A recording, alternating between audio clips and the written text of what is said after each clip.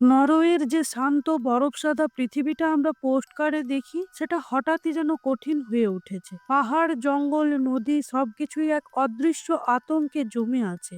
ভয়টা আসে শুধু দানব থেকে নয়, ভয় আসে পরিবেশ থেকে। মনে হয় প্রকৃতিই যেন রেগে গিয়ে মানুষের সামনে নিজের আসল শক্তি প্রমাণ করতে চাইছে।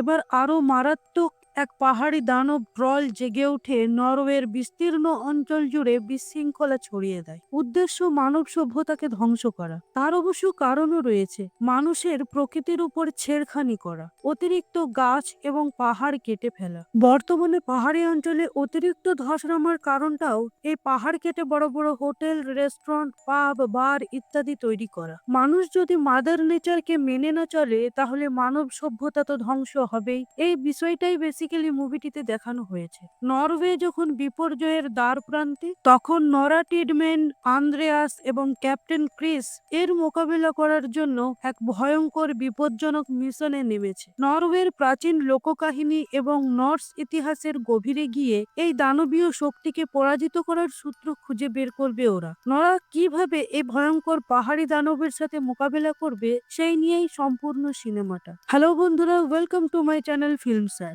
আমার ভিডিও যদি ভালো লেগে থাকে তাহলে অবশ্যই লাইক, কমেন্ট এবং সাবস্ক্রাইব করার অনুরোধ রইল। ট্রোল পার্ট 1 এর এক্সপ্লেনেশন ভিডিও চাইলে অবশ্যই আই বাটনটি চেক করে নিতে পারেন। মুভিটির প্রথম সিনে আমরা দেখি নরা ওর বাবার কাছে শোনা ট্রোলদের প্রাচীন গল্প মনে করছিল। আগের বার এক ট্রোলকে মারতে গিয়ে ওর বাবাই মারা গিয়েছিল। ওর বাবা বলতো অনেক বছর পর্যন্ত মানুষ আর ট্রোল একসাথেই থাকতো, শান্তি একতার সাথে। কিন্তু এরপর ইউরোপে এক নতুন শাসন শুরু হয়। ঈসাই ধর্ম প্রচার করার দায়িত্ব দেওয়া হয় একজন রাজাকে, যার নাম ছিল সেন্ট ওলাভ। তিনি পৃথিবীতে থাকা এই ট্রোলদের জন্য কোনো জায়গায় ছাড়েন না। জঙ্গলে থাকা এই ট্রোলদের টেনে সূর্যের আলোয় নিয়ে এসে সেন্ট ওলাভ ট্রোলদের পাথর বানিয়ে দিয়েছিলেন। তরোয়ার আর বাইবেলকে সাথে নিয়ে সেন্ট ওলাভ ট্রোলদের দেশকে ধ্বংস করে দেয়। এইসব দেখেই ট্রোলদের ঈসাই ধর্মের পবিত্র চিহ্নের উপর ভয় আর রাগ জন্মায়। ওলাভ ট্রোলসদের যুগ শেষ করে দিয়েছিলেন।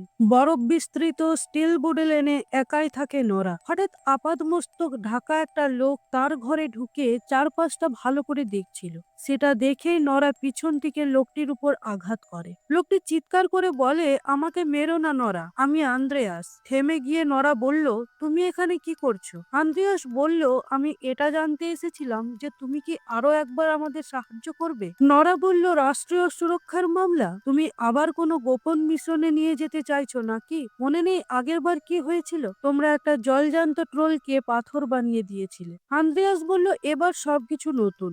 আমি আর আগের জায়গায় কাজ করি না। নতুন সরকার, নতুন প্রাইম মিনিস্টার। নরা বলল, কিন্তু মানুষের চিন্তাধারা সেই একই রয়ে গেছে। আমি যেতে পারবো না। আন্দ্রেয়াস বলল, আমি তোমাকে কিছু দেখাতে চাই, প্লিজ চলো। আন্দ্রেয়াস নরাকে নিয়ে গেল ভ্যামর্ক নামে একটা গোপন ল্যাবে। সেখানে গিয়ে নরা দেখলো এক বিশাল ট্রোলকে বেঁধে রাখা হয়েছে। 100 বছর আগে এই ট্রোল পাওয়া গিয়েছিল। এর নাম রাখা হয়েছিল ইয়োট্রন। আন্দ্রেয়াস বলল, এর চারপাশে শক্তিশালী ইউভি লাইট লাগানো রয়েছে, যাতে যদি ট্রোল জেগে ওঠে তবে ওকে পাথর বানিয়ে দেওয়া যাবে। সেখানে এলো প্রফেসর ল্যারেন। ল্যারেন এখানের প্রজেক্ট লিডার। ল্যারেন বলল, এই ট্রোল গভীর ঘুমে আচ্ছন্ন আছে। এর ভিতর হার্টের মতো কিছু আছে যা সবসময় কাজ করছে। এর ভিতরের অংশ ঘন জঙ্গলের মতো। সেখানে সিগ্রেদের সাথেও দেখা হলো নরার। সিগ্রেদ প্রেগনেন্ট, আর এই বাচ্চার বাবা হলো আন্দ্রেয়াস। আন্দ্রেয়াস নরাকে একটা ল্যাবরেটরিতে নিয়ে গেল। সেন্ট ওলাভের তৈরি ট্রোলদের আইনি কাগজের একটা টুকরো সেখানে রাখা ছিল, যেখানে লেখা রয়েছে ট্রোলসদের এই ভূমি থেকে বের করে দেওয়া হবে। ল্যারেন বলল, এই নিয়ে দুটো ট্রোল পাওয়া গেল।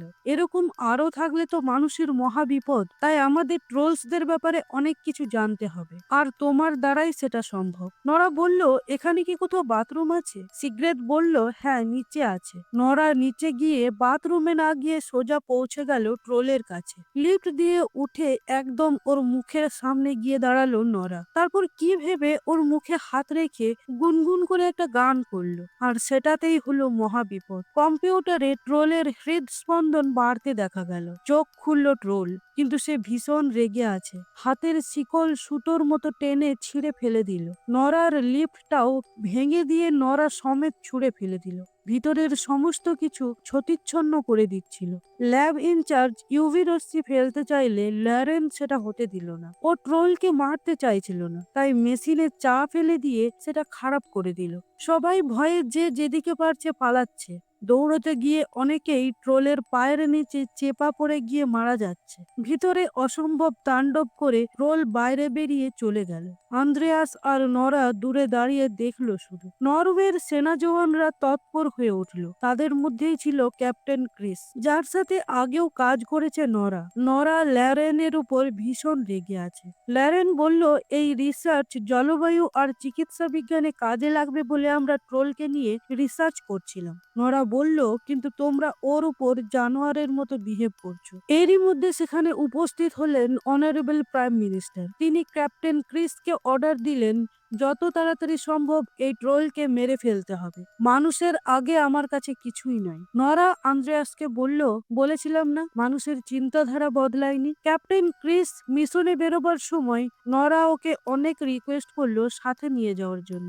অনেকক্ষণ না করার পর শেষমেশ ক্যাপ্টেন ক্রিস রাজি হলো। দুটো অত্যাধুনিক হেলিকপ্টার, যাতে রয়েছে ইউভি রশ্মি। একটাতে থাকবে ক্যাপ্টেন ক্রিস, নরা, আন্দ্রেয়াস আর ল্যারেন, আর অন্যটাতে থাকবে ক্রিসের বন্ধু ক্যাপ্টেন আমির। অন্যদিকে নরওয়ের একটা শহরে প্রচুর মানুষ খুবই আনন্দ করছিল। হঠাৎ সেখানে এসে উপস্থিত হলো ট্রোল, আর সব মানুষগুলোকে তুলে তুলে খেয়ে নিচ্ছিল।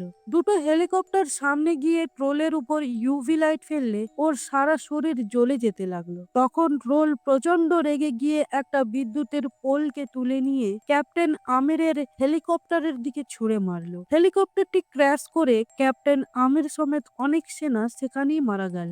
এরপর ট্রোল কিছুক্ষণ ক্যাপ্টেন ক্রিসের হেলিকপ্টারের দিকে তাকিয়ে পিছন ফিরে চলে গেল।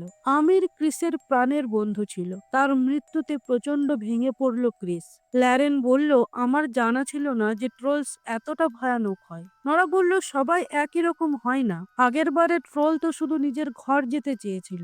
আমরা মানুষরাই ওদের রাক্ষস বানিয়ে দিয়েছি। তোমরা 2 বছর ধরে জানি না কতই না এক্সপেরিমেন্ট করেছো ওর ওপর। আন্দ্রেয়াস বলল, আমরা কি ওর সাথে কোনোভাবে কথা বলতে পারবো? নরা বলল, এরকম একজন আছে যে আমাদের সাহায্য করতে পারে। এরপর নরা ওদের একটা অন্ধকার গুহায় নিয়ে গেল। গুহার ভিতর একটা চিহ্ন অনেক জায়গায় আঁকা ছিল। নরা বলল, এটা ক্রিসকার কুয়ো ছিল। কাহিনীতে শুনেছি যে উনি ট্রোলসদের থেকে বাঁচবার জন্য ওদের বাচ্চাদের এখানে এনে বন্দি করে রাখতো, যাতে ওরা এখানে চলে আসে এই মরণ কুয়োতে। এই ঈসাই ধর্মের চিহ্নগুলো সবসময় বানানোই হয়েছিল ট্রোলসদের আরো বেশি করে যাতে ক্ষতি করা হয়। শুনেছিলাম যে ট্রোল রাজা বেঁচে গিয়েছিল আর 3 বছর আগে এখান থেকে চলে গেছে। কিন্তু একটা অবাক করার বিষয় হলো ট্রোলসের বাচ্চাদের কোনো নিশানা এখানে পাওয়া যায়নি। একটা খাদের ধারে এসে নরা সবাইকে চুপ করে বিনা নড়ে চড়ে থাকতে বলল, আর তার হাতে থাকা ট্রোলসের একটা ছোট্ট পাথর দিয়ে নিচে পড়ে থাকা পাথরের উপর কিছু সাংকেতিক আওয়াজ করলো। তখন সেই অন্ধকার গুহার ভিতর থেকে বেরিয়ে এলো এক বিরাট ট্রোল। নরা বলল, তোমরা ভয় পেও না, ও এদের মতো নয়। এ হচ্ছে ট্রোল রাজার ছেলে। টর্চ বন্ধ করে চুপচাপ ওকে ছুঁয়ে শুধু অনুভব করো, দেখো ও আমাদের কথা বুঝতে পারবে। এরপর নোরা ট্রোলসের কাছে একটা হেল্প চাইলো। বরফ ঢাকা পাহাড়ে ঘুরে বেড়াচ্ছিল ওই ভয়ঙ্কর ট্রোল। এই রাজার ছেলে ওর সামনে গেল ওর সাথে কথা বলতে, যে ও কি চায়। কিন্তু ওই ভয়ঙ্কর ট্রোল কোনো কথাই না শুনে এই রাজার ছেলের উপর হামলা করে দেয়। রাজার ছেলে ওই ট্রোলসের কাছে পেরে উঠছিল না। বরফ ধসে গিয়ে জলের মধ্যে ডুবে গেল ট্রোলস রাজার ছেলে। নরা আন্দ্রেয়াস আবারও ভয় পেয়ে হেলিকপ্টারে করে পালিয়ে গেল। একটা পেট্রোল পাম্পের কাছে ম্যাপ নিয়ে বসে ল্যারেন বলল, দেখো এই রাস্তাটা নিদারোস যাচ্ছে সেন্ট ওলাভের ঝিলের কাছে। যদি আমরা ট্রোলের পায়ের ছাপ ফলো করি তাহলে সেটা সোজা উপরে উত্তরের দিকে যাচ্ছে, টন্ডহাইমের দিকে। নরার মনে পড়লো ওর বাবা বলেছিলেন ওলাভ একটুও দয়া না করে ট্রোলদের যুগ শেষ করে দিয়েছিল। সেই সময় নিদারোস রাজধানী ছিল। সেখান থেকে ওলাভ সারা দেশে রাজত্ব করেছিল। নরওয়ের ঈসাইকরণের পরই ট্রোলসদের মেরে ফেলা হয়েছিল। নরা বলল, আমার মনে হচ্ছে এই ট্রোল বদলা নিতে চাইছে। এবার নরা ওর টিমকে নিয়ে গেল সেন্ট ওলাভের মকবরার খুঁজে নিদারুসের গির্জা ঘরে। সেখানে ওদের সাথে দেখা হলো প্রফেসর আস্তেরিও হ্যান্ড্রিলারের। আস্তেরিও বলল এই গির্জাঘর 1070 থেকে 1300 সালের মধ্যে বানানো হয়েছিল। এখান থেকেই চার্চ পুরো দেশ শাসন করেছিল। নরা বলল আমরা এখানে সেন্ট ওলাভের মকবরা খুঁজতে এসেছি। আমার মনে হয় রোল এখানে সেন্ট ওলাভের সাথে বদলা নিতে আসছে। ওরা চার্চের নিচে একটা বেসমেন্টে গেল। নরা বলল কখনো ভেবেছো যদি সেন্ট ওলাভ চার্চের এত কাছের মানুষ ছিল তাহলে ওনাকে লুকোনো হয়েছিল কেন? নোরা সেই একই চিহ্ন একটা দেওয়ালে দেখতে পেল। হাত দিয়ে হালকা ঠেলতেই একটা দরজা খুলে গেল। দেখা গেল সেন্ট ওলাভের একটা ছবি ভিতরের দেওয়ালের গায়ে খোদাই করা রয়েছে। আন্দ্রেয়াস খুব কাছ থেকে সেটা হাত দিয়ে ছুঁয়ে দেখতে গেলে একটা পাথরের টুকরো খুলে পড়ে গেল। দেখতে পাওয়া গেল সেখানে একটা হোল রয়েছে। হোলটা ওলাভের পেটের কাছে ছিল। আস্তেরিও সেটা দেখে বলল মনে হয় এগুলো ওলাভের ক্ষত চিহ্ন। যখন লড়াইয়ের সময় শত্রুরা ওলাভকে মেরেছিল তখন ভালা দিয়ে প্রথমে জাঙ্ঘে, তারপর পেটে আর তারপর গলার কাছে আঘাত করেছিল। মূর্তিটার গলার কাছে হাত লাগাতে সেখান থেকেও একটা পাথর বেরিয়ে এলো। 3টে হোল 3 জায়গায় দেখা যাচ্ছিল। কিন্তু কি আছে এই হোলের ওপাশে? গুহায় জ্বলতে থাকা মশালগুলো সেই হোলের ভিতরে ঢুকিয়ে একটু ঘোরাতেই গোল মতো একটা ঢাকনা খুলে বেরিয়ে এলো। ওরা সবাই সেই রাস্তা দিয়ে ভিতরে ঢুকলো। সেখানে ওলাভের ঝিলের উপরে রয়েছে ওলাভের মকবরা। সেটা খুলতেই দেখা গেল ভিতরে শোয়ানো রয়েছে ওলাভের মৃতদেহ। তার হাতে রয়েছে রূপোর তৈরি চকচকে একটা তরবারি। অনেকক্ষণ ভালোভাবে নিখুঁত করে দেখার পর একটা কাগজের টুকরো নরার চোখে পড়লো। খুব সাবধানে সেটা বের করে নরা দেখলো ওলাভের ট্রোলসদের উপর করা আইনের যে কাগজের টুকরোটা লাইব্রেরিতে ছিল এটা তারই বাকি অংশ।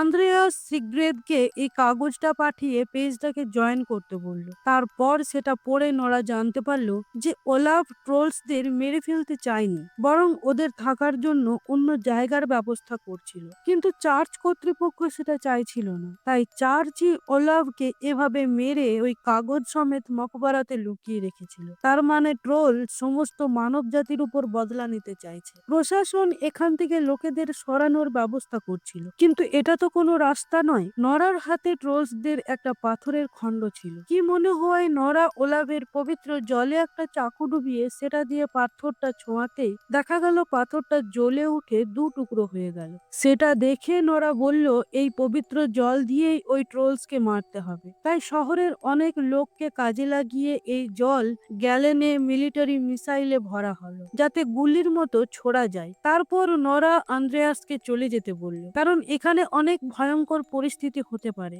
ওরা বাঁচতেও পারে আবার নাও পারে। কিন্তু আন্দ্রেয়াসকে তো ওর বাঁচার জন্য বেঁচে থাকতে হবে। অনেক বোঝানোর পরও আন্দ্রেয়াসকে পাঠানো গেল না। আন্দ্রেয়াস বলল আমরা একসাথেই লড়াই করেছি আর একসাথেই লড়াই করব। এবার অপেক্ষার পালা কখন ট্রোল এখানে আসবে। ট্রোল এলে ওই পবিত্র জল ওর গায়ে ছুঁড়ে মারা হলো। এতে ট্রোলের শরীরে হালকা ক্ষতি হলেও ওকে মারা গেল না। সব জল যখন প্রায় শেষ হয়ে এসছে, মাত্র 1 গ্যালন জল বেঁচে ছিল। আন্দ্রেয়াস বলল এই জল ওর মুখ দিয়ে সোজা হার্টে পৌঁছালে তবেই ট্রোল মরবে। কিন্তু কে যাবে ট্রোলের মুখের কাছে? আন্দ্রেয়াস বলল আমি যাব। তোমরা আমার সন্তানকে বলে দিও যে ওর বাবা সুপারম্যান ছিল। এরপর ক্যাপ্টেন ক্রিসের হেলিকপ্টারে করে সেই জলের গ্যালন নিয়ে ট্রোলের খুব মুখের কাছে এলো আন্দ্রেয়াস, আর জল সমেত নিজেই ট্রোলের মুখে ঢুকে গেল। কিছুক্ষণ পর ভিতর থেকে ট্রোলসের সম্পূর্ণ শরীর জ্বলে গিয়ে পাথরে পরিণত হতে থাকলো। ঠিক সেই সময় ট্রোল রাজার ছেলে এসে হাত ঢুকিয়ে ওই ভয়ঙ্কর ট্রোলের হাড় টেনে বের করে আনলো। এভাবেই